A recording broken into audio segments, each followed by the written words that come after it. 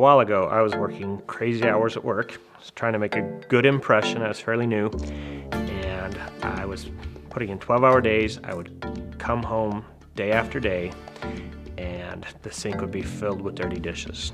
I hate having a sink full of dirty dishes. It drives me nuts. So I would kind of wait and see if anyone else would do anything, and then everyone else would go to bed and I would do the dishes.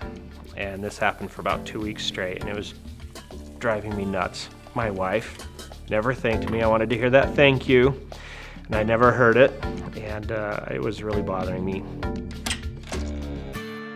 Then one day I came home. I had been at work for 15 hours and the kitchen was a mess. And instead of diving in and doing the dishes, I sat down at the table and I thought, why is this happening?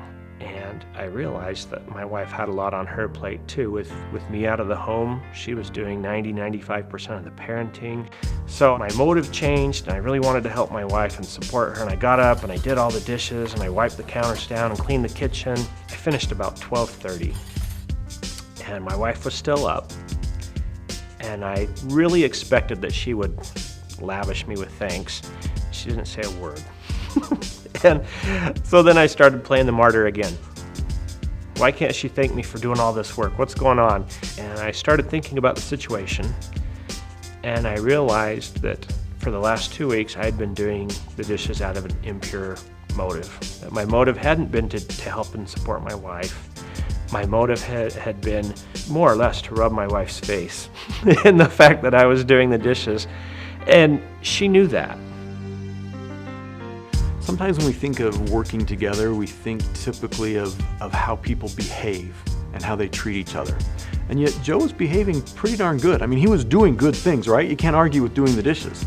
So if it wasn't behavior, then what was it? What really gets at the heart of collaboration? Our experience is that it's motive. That it's not what Joe was doing that got him into trouble, it's why he was doing it that got him into trouble.